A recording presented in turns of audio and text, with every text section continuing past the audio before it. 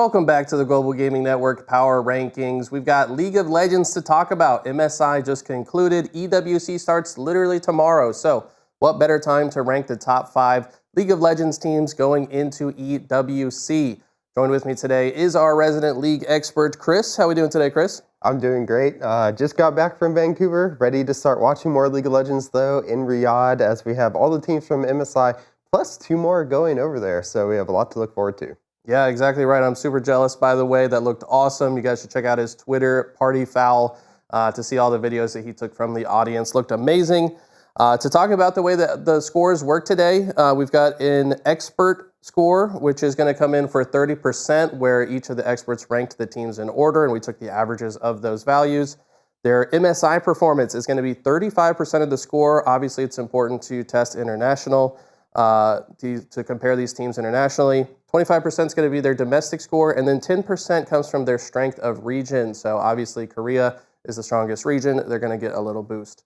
But with that all understood, let's go ahead and jump into the first ranking. We're going to start from the bottom and go up. So the number 5 team is actually BLG, aka Billy Billy Gaming. They have a score of 79. Now, we just saw them in MSI. They got top 4 after having to fight their way through the play-in stage. So this team looks incredible, to be honest. Elk and On are amazing in the bot lane, but the problem that I noticed from this squad is they got 3-0'd by 2 of the top teams. So it doesn't feel like they're quite at the same level as the teams above them. Chris, what do you think it's going to take for them to overcome some of those higher seeds? Yeah, so a big thing about this is that as I said last time, they just added Beichuan, and I was wondering how he was going to do internationally, and he kind of performed as expected a little bit in that one, whereas some games are really good, some games not as good. And I think they really just need to translate. We talked about a lot of jungle support duos. We really need to start seeing him work with On a little bit more across the map. Now, this is one of 2 teams in that top 4 that actually had a 70% or higher first blood rate. The issue is that they just couldn't hang on to those leads after getting that first blood to translate it into later wins. So we'll have to see how they kind of move on from that side as well. I want to see Beichuan pick more of that Wukong in Xin Zhao, but have a higher KD and co-participation with it, as well as a lot of objective control going into these next couple of games, because that's what we saw from a lot of these other top teams, was how well they had objective control throughout the game. He is definitely a good jungler, good on smites, but he has to be a little more patient and a little more disciplined to make sure he's not giving away kills that can turn the tide for his team. So want to see how he works with them going forward. The other thing is I think this team really needs to figure out their priority. We actually saw them pick red side on some of the losses. I think they went like even on blue side and red side picks, despite losing to some of those top teams when they got 3-0'd, which means that they did decide to choose red side some of the times instead of going for blue side. We did see a much higher blue side rate, as we talked about in Queued Up yesterday. So we'll have to see if they make that adjustment going into EWC. Excellent analysis, as always. And like you mentioned, Queued Up, that's actually dropping later today as well. So keep your eyes on the channel for that, where we broke down the entirety of MSI, got down to the nitty-gritty. Make sure you guys check that out. But let's go ahead and get into the number 4 team on the list. Now, this is a team that we didn't even see at MSI, and that's going to be Hanwha Life Esports, the number 3 in the LCK. This team did not qualify for MSI, as only 2 spots were granted, but it was kind of a surprise they weren't there. I mean, they almost beat Gen G domestically. They were up 2-0 in the series, got reverse swept, and then on the lower side of things, ended up getting 3-0'd by T1, who some people were writing off at the time. But I expect Hanwha to bounce back. Interestingly about this is they will play CFO round 1 in a best of 1, and that's a tough team to play in a best of 1. They could easily come out ahead. But even if they win that, they go into the bracket facing... Sorry, they would play BLG in the playoff, and then C1.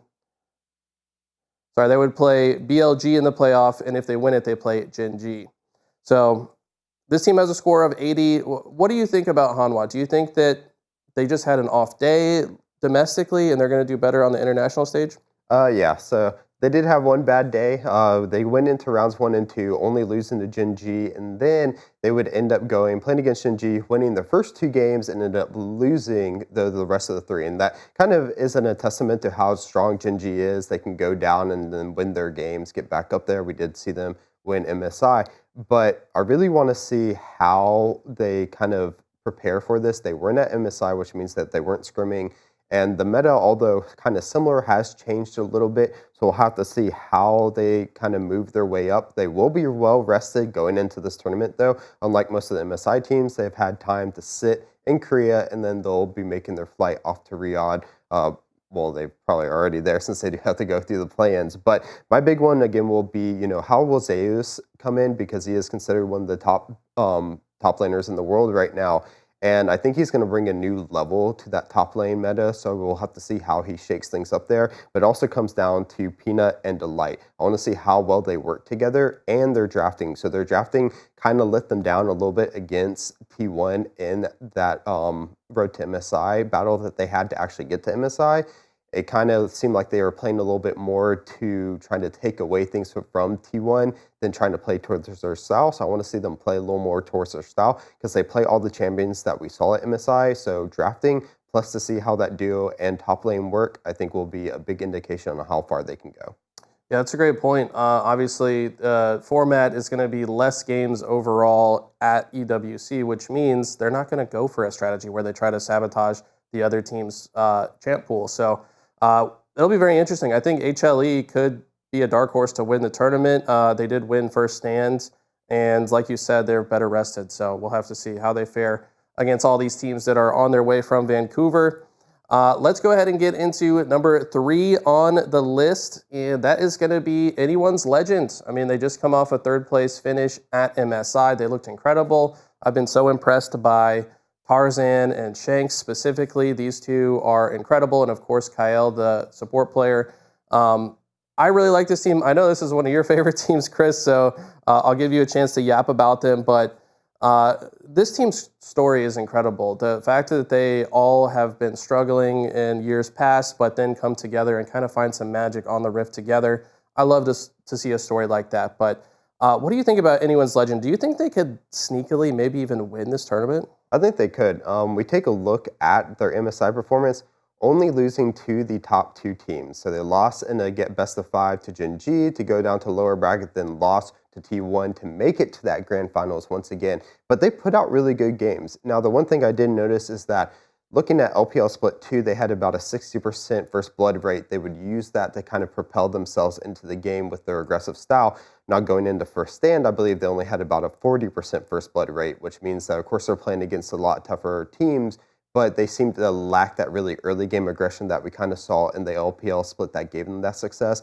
Now, they did have a lot, making it to that semifinals and coming in third, but I want to see a little bit more from them when it comes to that, really make Shanks perform well, kind of propel him in that mid lane. Tarzan, of course, and Kyle did a really great job playing off of each other, but I just kind of want to see them move together a little bit more to maybe see if they can get Shanks ahead, because he played so well that when he was able to start getting on top, outplay people mechanically, it's really good. But if you give him that support from the support or jungle to help make sure that he gets that first blood in mid lane, so then that he can use those mechanics that he's know so well for, especially after MSI now, almost all killing Faker and Chovy, maybe they can find ways to get that early game where they need to start securing objectives early, like the Dragons or the Grubs, to help them really push ahead, start getting Flounder into top lane, the solo support he needs so that the rest of the team can move together, get those kills and objectives, and ultimately win the game.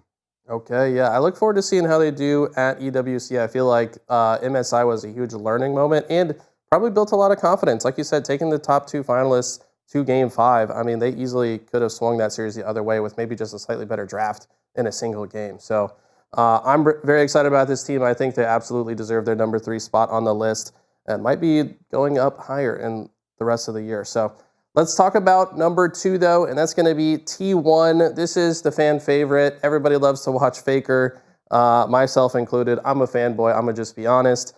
But Faker wasn't quite himself at MSI. I don't think that we saw Faker's true potential. He was often getting shut down by other teams, maybe even getting singled out or 3v1'd in some cases that they wanted to make sure he was not performing well. Then we had Doran, who had some really high highs in the tournament, but also had some really low lows. So his consistency maybe not quite there the way that T1 needs him to be. So I want to see Keria and Owner doing their wombo combos like we saw at MSI, but What do you think it's going to take for T1 to reclaim the #1 spot as the defending champions at UWC?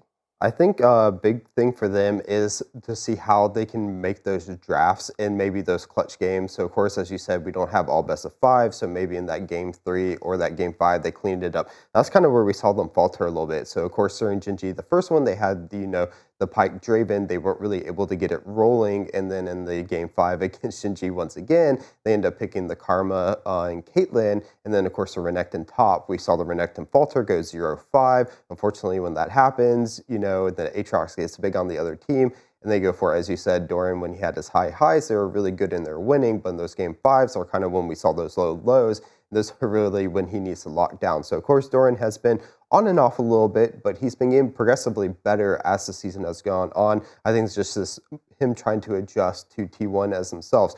Kiri is a really great shot caller, as we've seen him go through across the map. So I really want to see him buckle down a little bit, though, on some of those shot calls to make more proactive plays, hopefully, against objectives, because when they seem to get that first dragon, they seem to have a better win rate, and they are really aggressive towards getting it, built up those dragons, built up that lead, and then that map pressure. So I hope we kind of see that. As you also said, Faker kind of on and off. He was actually really targeted at MSI. A lot of times you would see them go to that mid lane to try to get that gank off really early against them, blow that flash and make him play passive. But then when we see him go like 7-0 on Orianna, he completely demolishes the game. The other issue is also Gumayushi. We have to make sure that T1 can allow him to pop off. He had the best KDA, some of the highest kill games, so we know he can do it, but he needs that team backing him up. So I think if they put all that together, we can definitely see them win again. Yeah, Guma was incredible to watch. I mean, you can't really talk about Guma without talking about the supporting cast, though. The amount of times that we saw Keria and Owner just setting him up to get a quadra kill or just decimate an entire team was amazing. When this team is actually working well together, they have some of the best team fighting in the game, bar none. So hopefully they can find some of that magic. Like we said, less games to play, so they're going to have fewer opportunities to show what they can do. But the #1 spot, I don't think anybody's going to be surprised by it. It's obvious at this point. It's Gen G. The boys are still undefeated since February, which is an insane stat. What is it, 23 series in a row?